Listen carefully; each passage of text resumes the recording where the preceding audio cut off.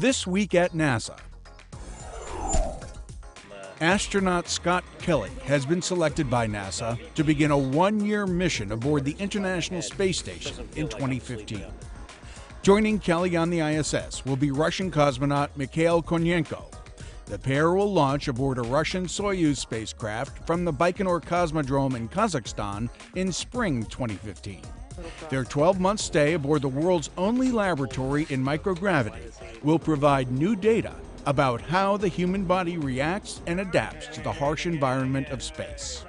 That information will help scientists assess crew performance and health and develop better ways to reduce the risks of long-duration spaceflight, as NASA plans to send the next generation of explorers on missions around the Moon, to an asteroid, and ultimately Mars.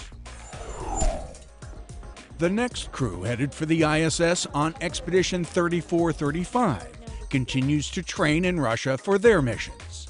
NASA's Tom Marshburn, the Canadian Space Agency's Chris Hadfield, and Russian cosmonaut Roman Romanenko are scheduled to launch to the station on December 19th, where they'll become the second half of the Expedition 34 crew. They'll be joined on Expedition 35 next March by NASA's Chris Cassidy and cosmonauts Pavel Vinogradov and Alexander Mazurkin. Scientists with NASA's Messenger mission say new observations made by the spacecraft confirm a long-held theory that the polar regions of Mercury harbor an abundance of water ice and other frozen volatiles. Messenger has revealed a very important chapter in the story of how water ice and other volatile materials have been delivered to the inner planets. It's extraordinary that this chapter is so well preserved on the planet closest to the Sun. Given its proximity to the Sun, Mercury would seem to be an unlikely place to find water ice. But since the tilt of the planet's rotational axis is almost zero, scientists suggested decades ago that there might be water ice and other frozen volatiles trapped at Mercury's poles, which never see sunlight.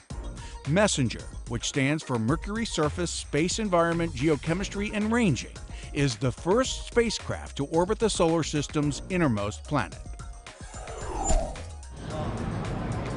NASA Administrator Charlie Bolden toured the United Launch Alliance's Space Rocket Production Facility in Decatur, Alabama. The facility is home to two families of rockets, Atlas and Delta. Together, Atlas and Delta rockets have had more than 850 successful launches. Their major fabrication, assembly, and integration are completed at the Decatur facility. ULA is a joint venture of Lockheed Martin and the Boeing Company. A J2X power pack assembly burns brightly during the latest hot fire test conducted at the Stennis Space Center. Lasting 278 seconds, the test used newly installed gauges to measure how much strain the turboprop placed on the engine's turbine structure as it spun at various high speeds. The test was the latest in a series used by engineers to evaluate the J2X, which will help power the upper stage of NASA's new Space Launch System. And they're getting ready for the SLS at the Kennedy Space Center. This time-lapse video shows Crawler Transporter 2, fresh from the first phase of a major overhaul, taking a test drive from Pad 39A to the Vehicle Assembly Building. Kennedy's two Crawler transporters have moved mobile launchers and their mounted vehicles from the VAB to KSC's Oceanside launch pads since the Apollo era. But with the Space Launch System in development, engineers began modifying Crawler Transporter 2 last December to ensure it can handle the agency's heaviest rocket ever and help move America's human spaceflight program onward and upward for years to come. Hi, my name is Torsten Zorn. I'm Tactical Downlink Lead on the Mars Science Laboratory, and I'm coming to you with your Curiosity rover report.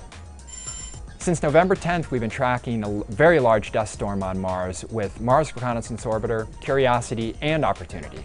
Luckily, this dust storm has abated, and even if it didn't, it would have been fine for Curiosity. It's well within its design limitations.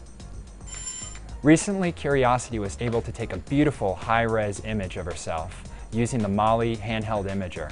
By putting together a sequence of very complex arm motions, we were able to take dozens of images and splice them together, creating a beautiful self-portrait. After several weeks of being stationary at the Rocknest site, we